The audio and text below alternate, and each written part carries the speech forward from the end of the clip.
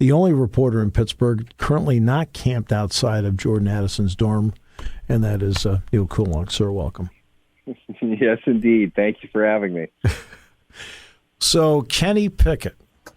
Okay. This would be a player everybody in Pittsburgh is familiar with, especially the Steelers. How do you feel his game translates to the NFL? I think this is the way that I would describe Pickett, and some might accuse me of being a little bit too rose-colored with this, but what I see in him is the type of guy that the sum of his whole is greater than the sum of his parts. Mm-hmm. He's not going to have the strongest arm. He's not the best athlete. He doesn't have the greatest field vision, but I see a player who's good at all of those things, and the combined strength that he brings because he doesn't really have glaring deficiencies to his game makes him better. His floor is pretty high. Mm-hmm. I see him as he's the type of quarterback, he can go out there in week one. Not that that's their plan or what they're looking to do, but he could go out there in week one and not screw up. He's good enough. He's gutsy enough. I think he plays with a certain amount of swagger that he's going to make his team competitive. And you see the players around him, the way they respond to him, the performances that he put up in Pitt's bigger games this season, mm-hmm. The jump that he made from one year to the next. These are all things you don't really measure in the same way. Now, again, you could put him up against a lot of guys in the NFL, and Pickett doesn't have that level of arm strength. He's not somebody that unlocks every inch of the field like a Justin Herbert, for example. But right. When you put all of it together for him, I think you have a pretty solid all-around player that it's going to sneak up on you a little bit. I like the total package that he brings. I like his all-around game. I don't think his floor is all that bad. He's not the type of player that you're worried about having a horrendous game week in and week out. It's not going to be a huge high-level game, I think, all the time, although he is capable of doing that. Mm-hmm. I love his leadership. I love his character. He's a football guy. He's a guy that you can bet on to show up and play at a good level. And I think that's a lot of what Pittsburgh would be attracted to. I think that's what they really wanted in the next Ben Roethlisberger, so to speak. They like those heady leadership kinds of guys. And while Pickett, again, he doesn't have the greatest physical tools, there are a lot of things to like about him physically. When you add it into the intangible things, your locker room presence, your on-field demeanor, those kinds of things, I think he's a winner. And I think they're going to do pretty well with him. You know, what's interesting, Neal, is that Mason Rudolph is there. Obviously, Mitch Trubisky is there. The difference between Trubisky and Pickett in terms of when they were drafted is there is a lot of tape on Pickett. I mean, he started for years at Pitt. And, of course, you know, the Steelers were around him any day they wanted to be around him. Trubisky only had 1 year as a starter. What do you think the balance is now in the NFL between going after younger players versus someone who has an established resume like Pickett? What do you think that balance is now? I think we're going to find out. Okay, here's the thing with the quarterbacks, the quarterback position in the draft. Again, the Steve Jones rule. There are two drafts here. You need a quarterback. Okay, that's kind of the primary purpose of one of those two drafts. You're getting them all over the place nowadays. And next year will prove that out because they already exactly. Their mock drafts are showing as many as 6 could go. Yeah, they're talking about 6 or 7 of them in the first round. Now, why is that? One season doesn't dictate the other, but at the same time, look at Sam Howell, for example. Fifth round pick, something like that? Okay. Mm-hmm. Sam Howell was largely seen as a potential first round pick leading into, I should say, at the end of last year's draft. And part of the reason why Sam Howell didn't go is because there were 5 really good ones that they weren't really comfortable he was going to get drafted ahead of them. So ironically, he would have been taken probably in the 20s if he got taken in the first round. That gamble didn't work out real well for him. But it's cyclical like that. You have a bunch, then you're going to have a few. So the hodgepodge that gets kind of, mashed together in all of this is going to be that blend of experience plus, that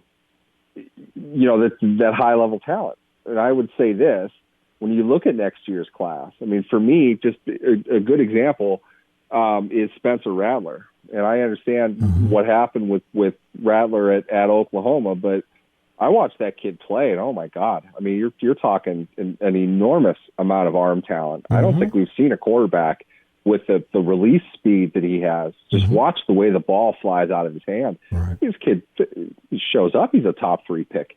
In this draft, as it plays out, I mean, he might have wanted to enter anyway. I mean, it might have worked out better for him. Right. But now he's going to be in the meat grinder with all these other people. But to your point, Rattler has that experience now. Maybe you would have been a little bit hesitant because he got benched early on in the last season, only has kind of that one season to go on. Now he's got a little bit more adversity. He's got the opportunity to show up and show out with a different coach, different system, different location altogether. He's somebody that could make the claim of being everything combined, but those guys that haven't played are always going to have the intrigue of the upside if they look the part. And to be honest, my opinion then is the same thing as it is with Trubisky now. He looked far more like a quarterback than he actually played the position.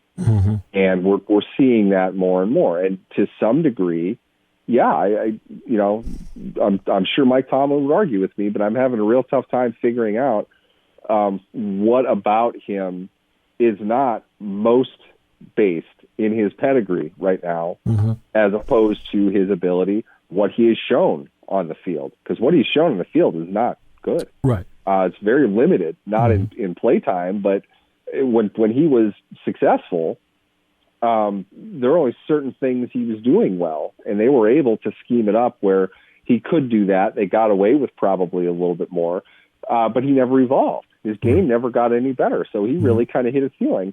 And it sort of makes you wonder then, if he had played in college, did we see more of this? Right. That, to me, this is the key thing to all of this, and I've argued with people that know far more about football than I do.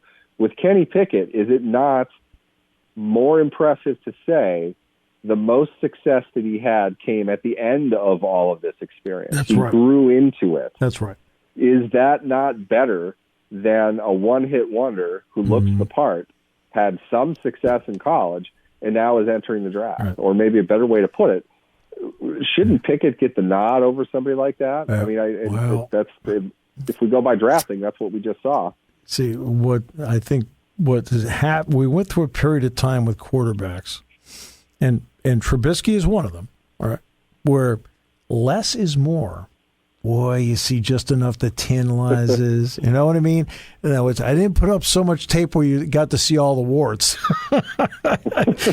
right. And we went through that period with some guys, and we'll see. It's going to be interesting to see as time goes whether that continues to be the trend or whether guys like Pickett who stay a little bit longer, whether that's the trend. We'll have to find out. Now, I got to ask you about Pickens. This is one of the single most intriguing picks to me of the entire draft was Pickens. There is no doubt to me, Neal, on the talent scale, he has got talent. And then there's a long list of other items. And he's not going exactly to what I would refer to the most mature wide receiver room in the NFL, which doesn't help him with the other items. Your thoughts? My thought immediately was I'll share this with you just because I don't know I'm immature like this, but when I saw that Chase Claypool was announcing the Steelers' second pick, the second round started, and the thought is for me immediately, like everything that we talked about leading up to this. Okay, great, you got a quarterback. you need a receiver now. Okay, you don't have a choice here. And I just naturally made the connection. Chase Claypool is about to announce the Steelers' next wide receiver that, frankly, is such a need for them because of Chase Claypool. It's almost like it was by design. But to have Claypool, and then looking at it more and more, I'm like, Pickens shouldn't fall, but he's going to, isn't he? I think that might happen with the amount of them that went in the first round and who they were and who they went to.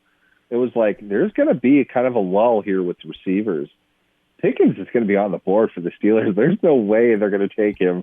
And then on top of that, Claypool is not going to be the one to announce it. This is going to set things off on an awkward note, and that room doesn't need any awkwardness now. You've got the one guy who's blocking everybody under the sun on social media. I can only think it might have something to do with his contract. I'm not sure. He won't tell you that. I'm sure he just blocked me again for suggesting it. That is normally what happens. Yeah. Claypool is doing whatever, celebrating after third down catches with the clock running and 2-minute drill. Adding Pickens to that, oh boy, this has all kinds of the wrong potential about it. But at the same time, that kid, he is unbelievably talented. He is really talented. Again, I will do not even for a second want to take away from talent. I just don't. But I'm sure the Steelers had the exact same conversation, and it was just like, he's got this, he's got that, he's got the other thing. But wow, this kid can play. Okay, draft him. We'll figure it out. My thought, honestly, was, okay, they've got a little bit of money. There's still some room here. They still have a hole. This was before they drafted another receiver, which, you might recall I suggested they needed to do because they needed a slot receiver. Right. Pickens wasn't going to play that. So my thought was, go get an alpha in free agency, overpay him with the idea of being, you need to keep these kids in charge. And I hate to say this, but my first thought was Jarvis Landry. You've got the money. He's been around for it. I don't think he's worth $10 million, but you can afford $10 million, and that's probably going to be enough to bring him in. They need a dude that's been around. Yes. They need a guy that they can count on. Maybe Landry is the right pick for that. Somebody that I've criticized in this segment before, but they need a leader in that group. Yes. It's nothing to do with their talent. I'm not saying that they're all going to come in and run roughshod, but Pickens could use a little bit of a mentor, I think. To be fair, he wasn't in college all that long. He didn't get to play all that much. He was hurt. That's right. You're into a fight with a guy in the field. All right, that happens. It's not smart, but that's one of those things that really you should kind of learn from right away. It happens once. It doesn't usually happen again. You can figure out the rest of it, but there's a lot of talent there now. Austin is a great receiver in his own right. Somebody that victim of size. He's a bigger player. He's a top 50 guy. The film that he put down. Johnson, I like Johnson. He's a good player. I'm not suggesting he's not a leader, but you're setting a new standard within that group now. I think it might be a good idea for them to bring in a veteran with the unspoken, public unspoken, I should say, idea that he's going to be sort of the shot caller of the group. You've got to keep him in line, help them out, mentor them, make sure that they can adjust to being professionals. Too many contracts, too many young guys coming in. It's split down the middle right now. Not even counting Miles Boykin, who's also in a contract year. So that's a volatile group. I'm not sure if that's the best idea without that kind of veteran North Star there to try to keep people in line. Right. So overall, how do you think the Steelers did with this thing? I liked it. I see pretty clearly what they're doing. DeMarvin Leal, I think, is he's a great fit for what the Steelers have been doing defensively. I like the skill set that he has. It's very specific. I don't think that he is a 3-down player for him, but I do think he is somebody who can come in and terrorize inside on passing downs. Yeah. He has a really unique build. He's really, really thin for a defensive tackle. and he's probably too big for a defensive end. You can move him in and around different spots. You can use him situationally. I think that's a great addition to a defensive line that they've added players to. They're looking to probably get a little bit deeper, a little bit more effective than they were last year. I mean, they kept I forgot his name off the top of Montravius Adams. Yeah. They kept him. You're expecting to get Tyson Lulu back. Hopefully you have Stephon Tuitt back, but Isaiah Loudermilk I thought played really well for a rookie in limited opportunities last year. Cam Hayward is still there. I think they found depth along that line, and Neal can be used as kind of a situational type of player. Austin, like I said, the receiver they took in the 4th round, that kid can play.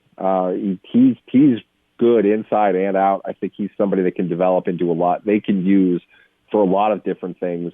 Gives them good versatility at a dire position of need. They restocked a receiver room that was empty by and large, and I think they got a lot better. I think the 2 that they picked are within a year better than the 2 that they lost. So I think there's a lot of value that they brought in. It was a solid draft for 20 overall. That as you would imagine, the grade of that class is going to come down to whether or not Kenny Pickett is worth better than average ranking among NFL quarterbacks. If he can get to that point, it's a great draft.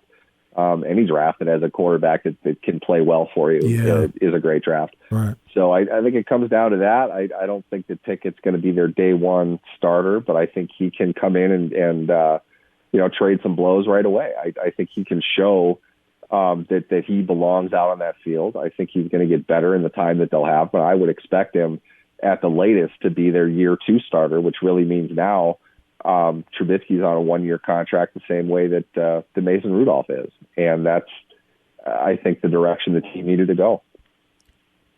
I always enjoyed talking to you. So great to have you with us. Look forward to next week as well. Thanks so much, Neal. Definitely.